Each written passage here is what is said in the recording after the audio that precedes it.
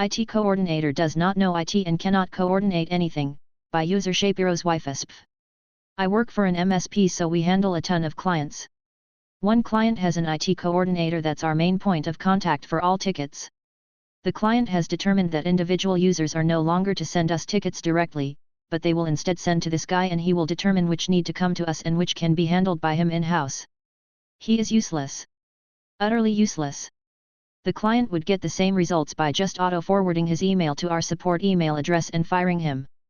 His most recent ticket was about a new user getting set up. He said, and I'm pulling direct from the ticket. Manager informs me there's a new hire starting next week. This is the first I've heard of it.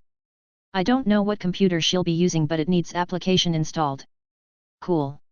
If only there were someone there, like some sort of IT coordinator or something, who maybe has direct access to communicate with people on site there. I replied back asking for some additional information, like a name. His reply. Manager could best answer these questions. You should reach out to her.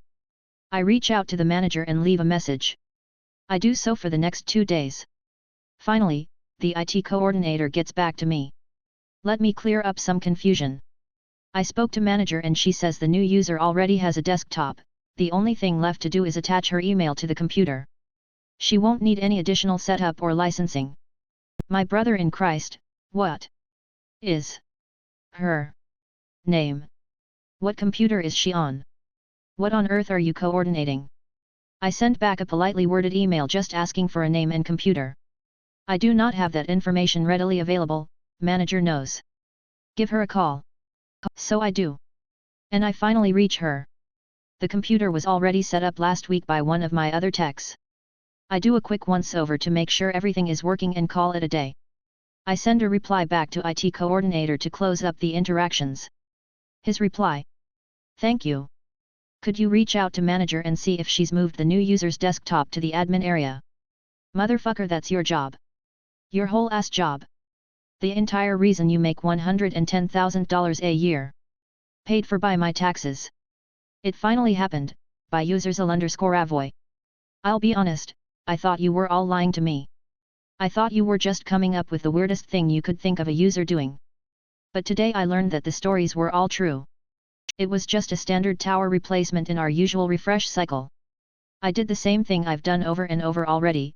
I ran our user migration tool on the old computer, then I set up the new computer and ran the tool again to restore the files. I made sure the user could access her emails, made sure her browser favorites showed up properly, got her printer installed, and then I was on my way.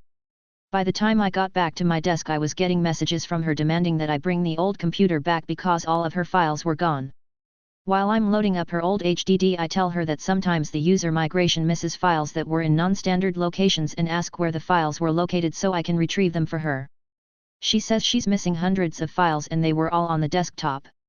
Now, I saw her desktop earlier and I know there weren't hundreds of files there, thankfully, so I figured they were in a folder.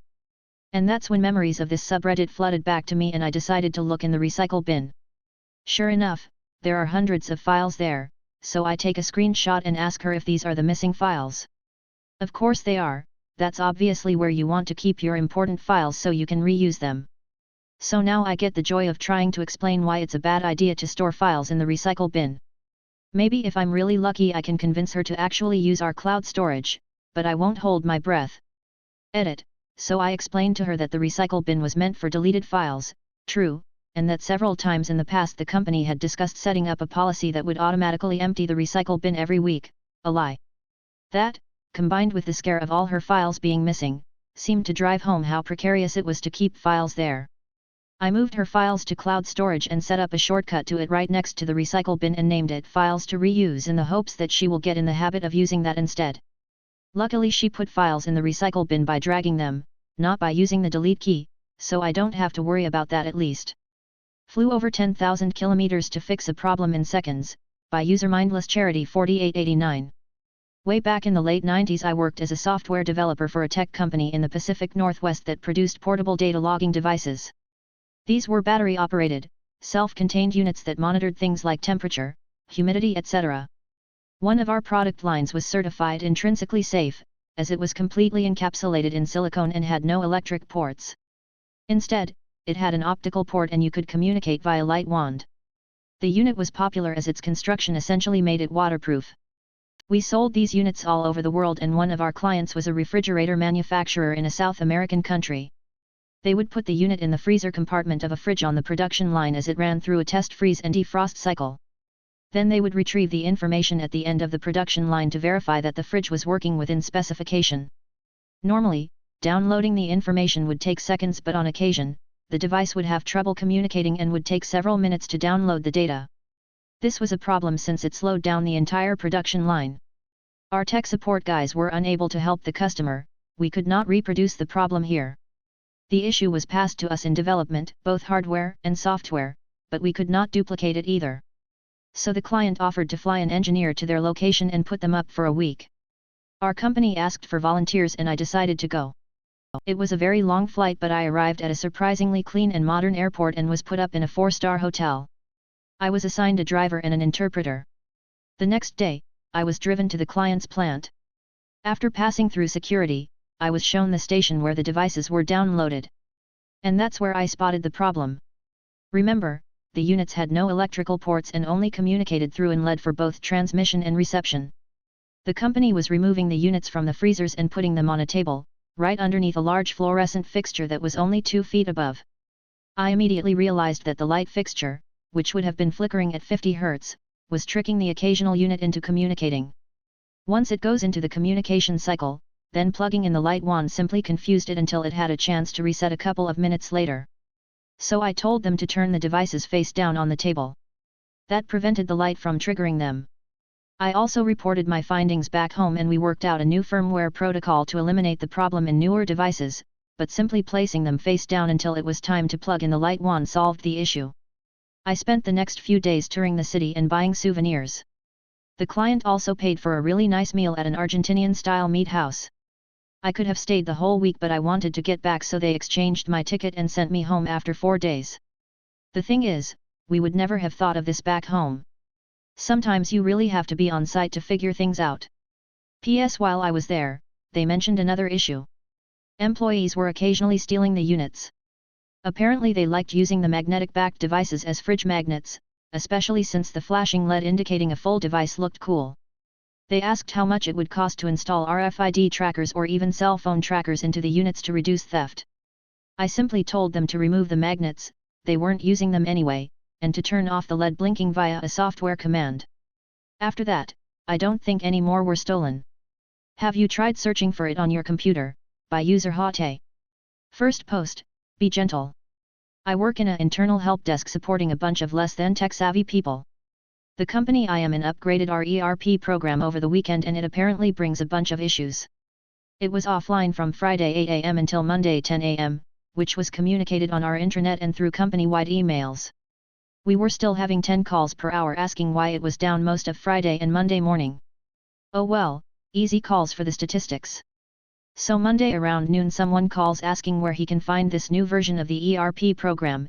It changed from version x.x.old to x.x.new, so I asked him, have you tried searching for it on your computer, in my most help deskist voice I could while simultaneously dying inside.